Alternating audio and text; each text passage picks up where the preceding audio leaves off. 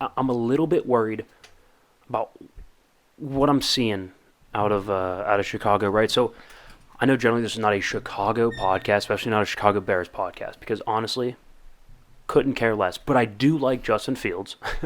I like Justin Fields, so I do care a little bit about his success.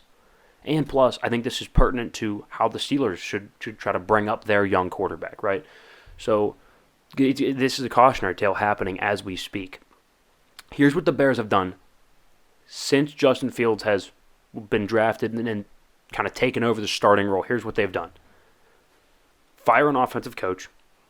Trade Khalil Mack, the only other real star. Let the all-pro receiver they had walk, Allen Robinson, gone. Signed a couple backup running backs. Signed a number 2, maybe a number 3 receiver. Probably more like 3 and 4 guys, but optimistic, maybe 2 and 3. And they've signed like 7 linebackers and 5 corners. Probably 3 of each will make the team. So here's what they're thinking. To sum up, let's get a young quarterback, take away the only 2 all-pro players, fire the offensive head coach, and get a defensive head coach, and give them a bunch of new terminology in year number 2. And then we start thinking about quarterbacks that have had all that drama and head coaching changing in their first couple years. Well, Baker Mayfield and Daniel Jones, and we see how they're playing out. So that's a great idea. And then sign 0 notable players. Not a single one. Okay. Right. So going into next season, Justin Fields will be at a significant weapons disadvantage in 14 of 17 games. The only 2 that off the top of my head, I forget the other one. The Packers twice, because the Packers they have horrific weapons. They don't have any. He'll be at an advantage there. I forget what the other team is. I think maybe the Texans, you could argue. Oh, he also plays the AFC East, who has 3 defensive head coaches, 2 of which are high end and elite, right? McDermott and Bill Belichick. One of which is still kind of young, Robert Saleh, but has proven that he knows what he's doing on the defensive side of the football. Oh, and by the way, he also gets Ron Rivera and Lovie Smith, who they might not be flashy and they might not be these young, progressive defensive head coaches, but they're certainly solid, veteran defensive coaches that are going to implement blitzes and coverage packages to confuse Justin Fields.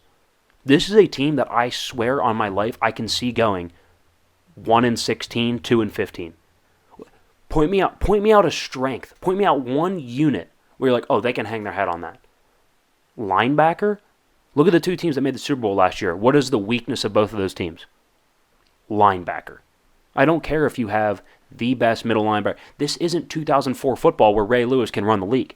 It's just not the case anymore. Having the best middle linebacker does not make you a good football team anymore. Now, it used to be an integral part of your team.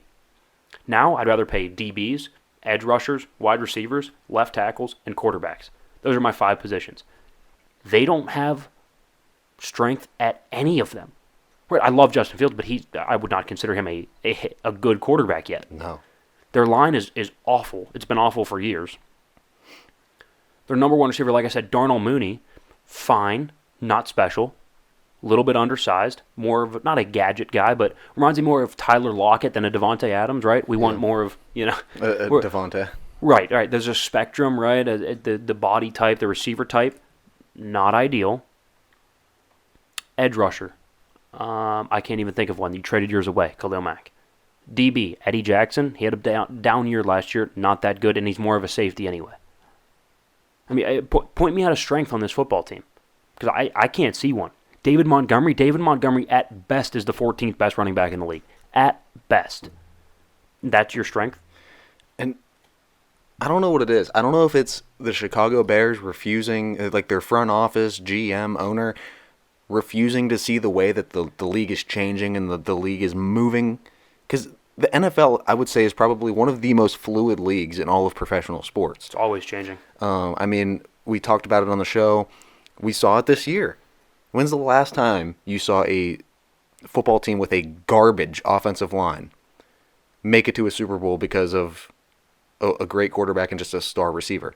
Well, outside of the Bengals, you're saying? Outside of the Bengals. Like almost never. Exactly. So this league changes. It molds. It becomes different. Different positions have more value at other times than other positions do. Like linebacker, I don't want to say a dying position, but it's not the position you should be putting all of your money into. You should not be investing all of your cap space into linebackers. The league is it's a pass-heavy league now. Linebackers don't cover the pass as well as a DB does. Yeah, and they can't cover as many. But like a good coverage safety, I would even pay more than a linebacker. Oh, you know what I mean? yeah. Right, because then you can cover wide receivers, tight ends, even running backs out of the backfield. I'd rather go get a top DB, though, right now. Like, Minkah Fitzpatrick has done more for the Steelers already than, I don't know, a Vince Williams has ever done for the Steelers in the past game. Right, which, by the way, just got hired over at Pine Richland as the linebacker, or no, defensive coordinator, I think. Yeah. Good for him. Anyway, we digress. No, I agree. The positions of need, they change all the time. The NFL is a fluid league. So here's a prime example of how to bring up a young quarterback, right? So the Chicago is doing what you don't want to do. Here's what you should do, right? Chargers go get Justin Herbert. Realize he's a star. Offensive line's terrible. His rookie year, they had the 32nd best offensive line. The worst in the league. Even worse than Joe Burrow, yes, in the Bengals, right? Worst offensive line in the league, not this past year, the year before. Herbert's rookie season. They go draft Rashawn Slater. Beast, right? You keep and re-sign Keenan Allen, Mike Williams, and all the other weapons around him. And then what you do is you go out, they trade for Khalil Mack and sign J.C. Jackson. Let's go get him a pass rush, and let's go get him a DB so he doesn't have to always win shootouts. Now, granted, you're always going to have a chance to win a shootout with Justin Herbert, but you don't want to have to win 17 shootouts throughout the year. Yeah. All right, let's go get a pass rusher in that division, and let's go get a top DB. Look around the division. You need somebody to match up with Devontae Adams, somebody to match up with Jerry Jeudy, Cortland Sutton, whoever is the top guy in Denver. And now, granted, KC lost their top guy per se, but they still have a bunch of weapons. You need a lockdown. You need a lockdown DB. And they add Juju, who can be a good possession receiver. Solid. He's got size to him. He's going to go over the middle, make some catches. Absolutely, right? So that is how you build a team around a young quarterback. Offensive line, check. Weapons, check. DB, check. Pass rusher, check. All of it. All of it. Now, outside of Brandon Staley being a defensive-leaning head coach, they've done everything right, but Brandon Staley is very progressive with his offensive ideas. You can be a defensive coach. Sean McDermott's a defensive coach. That's fine.